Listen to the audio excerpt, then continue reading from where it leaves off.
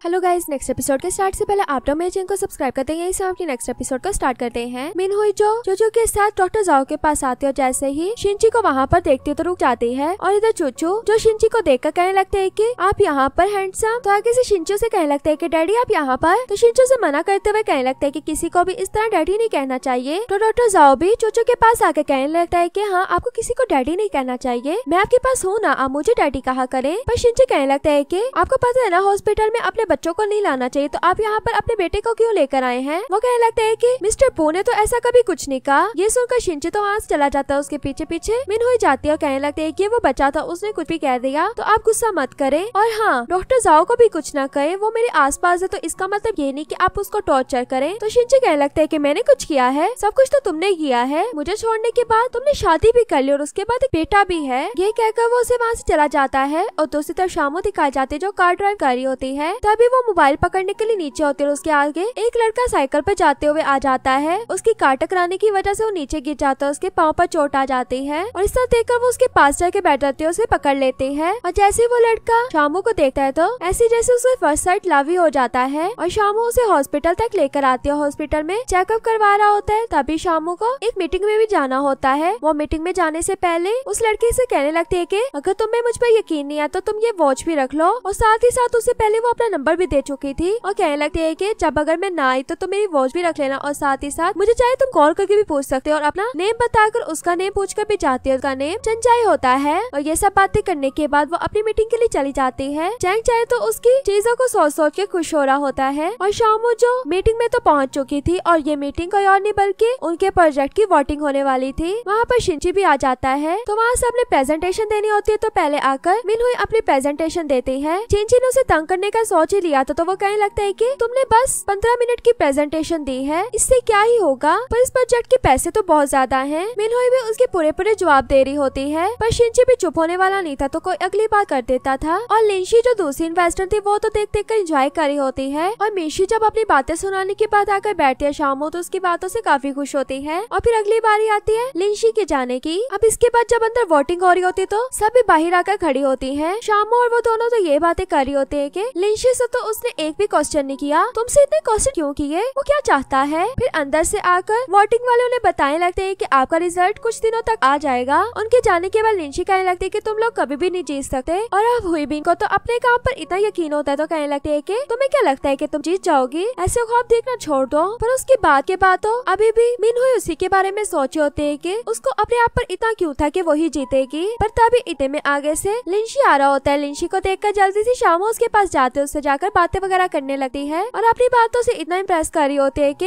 ये देखकर तो शामू को भी हंसी आ रही होती है। और तभी जब लिंशी के जाने के बाद वो मिनहुई के पास आते हैं, तभी उसे याद आता है कि मैंने तो हॉस्पिटल में जाना था, और यही सोचकर वो जल्दी से हॉस्पिटल की तरफ भागती है और वहाँ पहुंचकर उसे चंचाई सोया हुआ मिलता है। चंचाई सोया हुआ देखकर उसके पास ही बैठ जाती है। जैसे ही चंचाई उठा है तो उसे पहले तो देखकर डर जाता है। उसे कहने लगती है कि सॉरी, मैं लेट हो गई। चंचाई भी पहले उसे कहने लगता है कि तुम इतना लेट क्यों हुई, तुमने कहा था 2 घंटों में आऊंगी, 2 आवर्स और 30 मिनट हो चुके हैं। फिर उसे डराने के बाद हंसने लगता, कहने लगता कि मैं तो मजाक कर रहा था, कुछ नहीं होता। फिर वो उसे कहने लगते कि तुम्हारे हॉस्पिटल के सारे पैसे मैं दूंगी। तो चैंची उसे कहते हैं कि क्या तुम मेरे लिए एक फेवर कर सकती हो। शामू जो उसकी फेवर के लिए उसकी बताई हुई जगह तक पहुंचती है। उसके घर अंदर जाने के बाद उसके घर पूरे को देख रही होती है, कहने लगती है कि काफी प्यारा घर है और साफ कितना है, यहाँ पर कोई ना कोई तो होना चाहिए। पर ये कहता है कि ये बिल्कुल अकेला है। और शामू जो उसके कपड़े वगैरह लेने के लिए आई होते हैं, उसके कपड़े लेकर वहाँ से जाने लगती है। और शिनची दिखाई जाता है एक न्यू घर लेने का सोचा होता है, वही घर को देखने के लिए आता है। उसको वो घर काफी अच्छा लगता है और लेने का सोच भी लेता है। और घर के बाहर आने पर उसे वो जगह खाली लगती है, तो कहने लगता है कि यहाँ पर तुमने ट्री लगवाना है। और वो फ्लैशबैक को ही कहकर कहता है, क्योंकि मिनहुई को ट्रीज वो भी काफी बड़े बड़े अच्छे लगते होते हैं। शिनची इस बात के बाद जब अपने असिस्टेंट के साथ जा रहा होता है तो उसके हार्ट में थोड़ी पेन हो रही होती है, क्योंकि उसे चॉकलेट की जरूरत होती है। तो असिस्टेंट के कहने पर वो कहते थे कि हाँ, पास वाले कन्वीनियंस स्टोर में मुझे ले जाओ। और उसी कन्वीनियंस स्टोर में हमें मिनहुई दिखाई जाती है जो चूचू के साथ आई होती है, पर चूचू को कुछ भी लेने नहीं दे रही होती। तभी उसे एक कॉल आ जाती है, सिग्नल ना होने की वजह से वो कॉल सुनने के लिए बाहर जाती है। और चूचू भी वहाँ पर घूमते हुए वहीं पर आए हुए शिनची को देख लेता है। अब जब शिनची उसे जरा भी पसंद नहीं रह गया था उस डैड वाली बात के बाद से, तो वो उसे अपनी गन से मारता है। शिनची उसे देखकर कहने लगता है कि तुम मुझे मार क्यों रहे हो, तुम्हारी मॉम ने ही सिखाया होगा किस तरह लोगों के सामने आते हैं। तो वो कहने लगते है कि आपने मेरी मॉम के बारे में कैसे बात की, मैं उनकी हमेशा प्रोटेक्ट करता रहूंगा और आपको मारूंगा। उसकी इस तरह की फाइट के बाद शिनची भी उसके साथ फाइट करने लगता है और चूचू की गन की एमो खत्म हो जाती है। ये देखकर शिनची कहने लगता है कि तुम हार गए हो। तो वो कहने लगता है कि मैं हार नहीं सकता, मेरी माँ मुझे कहती है कि मैं सुपरमैन, और सुपरमैन कभी हारते नहीं। शिनची उसे और भी तंग करने के लिए कहने लगता है कि ठीक है, अगर तुम सुपरमैन हो तो मैं भी थोर हूँ। पर चूचू आगे से कहने लगता है कि अगर आपको यकीन नहीं तो ये देखो, वो अपनी शर्ट खोल के दिखाता है जो उसका ऑपरेट हुआ था। ये देखो तो लिंशी उसके पास आकर बैठ जाता है और उसकी इस तरह की सर्जरी देखकर कहने लगता है कि तुम्हारी माँ बिल्कुल ठीक कहती है, तुम सच में सुपरमैन हो। और फिर वो उससे पूछने लगता है कि क्या डॉक्टर जाओ तुम्हारे सच में डैड हैं? तो वो कहने लगता है कि नहीं, वो मेरे डैड सच में तो नहीं है, मैं तो उन्हें वैसे कहते हैं क्योंकि मैं उनका गलत नेम ना लूं। तो फिर शिनची पूछने लगता है कि तुम्हारे डैड कौन है? तो वो कहने लगता है कि मेरी मॉम ने बताया कि मेरे डैड की डेथ हो चुकी है। और ये सब बातें पीछे से आकर मिनहुई भी सुन रही होती है। पर जैसे ही शिनचू से पूछते हैं कि अच्छा ये बताओ तुम्हारी बर्थडे कब आती है, चूचू के बताने से पहले मिनहुई से आके पकड़ लेती है। शिनची मिनहुई से पूछने लगता है कि इसकी बर्थडे कब आती है, पर शिनचू से नहीं बताती बल्कि अपने बेटे को साथ लेकर जाने लगती है। पर फिर से पीछे से जाकर शिनचू से रोककर कहने लगता है कि तुम्हें मुझे बताना होगा। वो जब उसे नहीं बता रही होती तो उसे जबरदस्ती करा होता है। चूचू भी जो उसे मारने लगता है, इतने में वहाँ पर डॉक्टर जाओ आ जाता है। डॉक्टर जाओ को तो देखकर शिनची कहने लगता है कि तुम तो साइड पर हो जाओ, तुम्हारा हमारी बात से कोई भी मतलब नहीं है। तो मिनहुई भी उसे साइड पर होने को कहते हुए कहने लगती है कि तुम्हें इसकी बर्थडे पूछनी है ना, तो ये 6 मंथ के बाद 4 साल का होने वाला है। तुम्हें अब अपनी बात का पता लग गया होगा जो तुम पूछना चाहते थे। तो शिनची कहने लगता है कि क्या मतलब इसका मुझसे? तो मिनहुई कहती है कि हाँ, इसका तुमसे कोई भी ताल्लुक नहीं है। ये कहकर वो जाओ के साथ जाने लगती है। और जाओ जो हॉस्पिटल में पहुंचने के बाद भी मिनहुई से पूछने लगता है कि तुम दोनों में ऐसा क्या है। तो वो उसे बताने लगते है कि अब ये बात छुपी तो नहीं रही, तुम्हें भी बातों से हमारी पता लगी क्या होगा। तो डॉक्टर जाओ कहता है कि वो तुम्हारा पास था, जो भी हुआ कुछ नहीं हुआ। इतने में चूचू के अंदर से रोने की आवाज आ जाती है। उसकी आवाज सुनकर मिनहुई उसे चुप करवाने के लिए चल जाती है कि मम्मी तुम्हारे पास है, कुछ नहीं होता। तो उसे देख देख कर उसे अपना पास्ट याद आ रहा होता है कि जब मैं अबॉर्शन करवाने के लिए गई थी तो डॉक्टर ने कहा था कि तुम ऐसा नहीं कर सकती, इसमें तुम्हारी जान भी जा सकती है। इसी में उसने सोच लिया था कि मैं अब ऐसा कुछ भी नहीं करूंगी। और फिर जब चूचू बड़ा होता है तो उसका चेकअप करवाने के बाद पता लगता है कि उसको एक हार्ट डिजीज है, तो उसकी सर्जरी करवानी होगी। ये सुनकर तो मिनहुई बिल्कुल घबरा से जाती है, पर डॉक्टर जाओ भी उस टाइम पर उसे यही समझाता है कि कुछ नहीं होता। और नेक्स्ट डे जब मिनहुई काम पर होती है तो वही वाला फ्लर्टी बॉय उसके पास आकर उसको ऊपर से लेकर नीचे तक देखने के बाद कहने लगता है कि तुम पर ये शॉर्ट स्कर्ट्स काफी अच्छी लगती हैं। मिनहुई को भी पहले उस पर गुस्सा आता, फिर उसे थैंक्स कहकर उसके ऊपर वो गरम गरम कॉफी गिराकर चली जाती है। और तभी मिनहुई को अपने ऑफिस में जाकर पता लगता है कि उन लोगों ने इनको उस प्रोजेक्ट के लिए सिलेक्ट नहीं किया बल्कि दूसरी कंपनी वालों को सिलेक्ट किया है। और इसी वजह से इनकी क्लास लग जाती है जो इन लोगों को ये काम करवा रहा था। वो कहने लगते कि तुम लोगों ने मुझे कितना यकीन करवाया था कि हम ये वाला प्रोजेक्ट लेकर और करके दिखाएंगे, पर तुम लोगों ने क्या किया, हमने जितना पैसा लगाया था हमारा सब बर्बाद हो गया। और वो फ्लर्टी बॉय जब उसके कैरेक्टर पर बात करने लगता है तो मिनहुई से भी रहा नहीं जाता, कहने लगते है कि तुम कौन होते हो मेरी पर्सनल लाइफ में बोलने वाले, इन्हीं को चुप करवाता है वो। तो मिनहुई कहने लगते है कि अभी 1 मंथ हमारे पास है ना, तो हम उसमें कुछ ना कुछ कर लेंगे। ये कहकर वो वहाँ से चली जाती है। शाम उसके पीछे जाने के बाद कहने लगती है कि तुम क्या करोगी? तो वो कहती कि पता नहीं, मैं कुछ तो करूंगी। और इसके बाद वो शिनची के पास पहुंच जाते हो, कहने लगती है कि तुम्हें मेरी बात सुननी होगी। शिनची जो उसकी बात नहीं सुन रहा होता तो वो कहने लगती है कि हमारी दुश्मनी एक तरफ, पर तुमने उस प्रोजेक्ट के बारे में ऐसा क्यों किया? तुम्हें नहीं पता उस प्रोजेक्ट की वजह से कितने बच्चों की जिंदगियां हमारे हाथ में है। इस तरह की इमोशनल बातें सुनने के बाद भी शिनची किसी बात के नहीं मानता और वहाँ से चला जाता है। और यहाँ शिनची जो उन्हीं इन्वेस्टर्स के पास आया होता है उनकी गुड न्यूज को सेलिब्रेट करने के लिए। और शिनची इन्हीं में लिंशी से पूछने लगता है कि क्या तुम हॉस्पिटल की कुछ बातें मुझे पूछकर बता दोगी? वो कहने लगती है कि जी मैं सब बता दूंगी, क्योंकि एक डॉक्टर को मैं काफी अच्छे से जानती हूँ। और वो जिस डॉक्टर का नेम लेती है वो डॉक्टर मिस्टर पो होते हैं। और फिर शिनची कहने लगता है कि आपने इस जगह को बुक 3 दिन पहले ही करवा लिया था, कि आपको पता था कि आप ही जीतेंगे? लिंशी तो इसकी बात पर चुप हो जाती है, पर मिस्टर चैंग कहने लगता है कि वो मेरी आदत है, मैं हर चीज की बुकिंग पहले से करवाकर उसे किस्मत पर छोड़ देता हूँ। और जैसे उनकी सेलिब्रेशन के बाद शिनची वहाँ से आता है तो उसका असिस्टेंट उसे बताने लगता है कि आपने जो वोटिंग की लिस्ट मांगी थी वो मैं ले आया हूँ, ये सब लोगों के वोट हैं। ये देखकर शिनची कहने लगता है कि एक अच्छे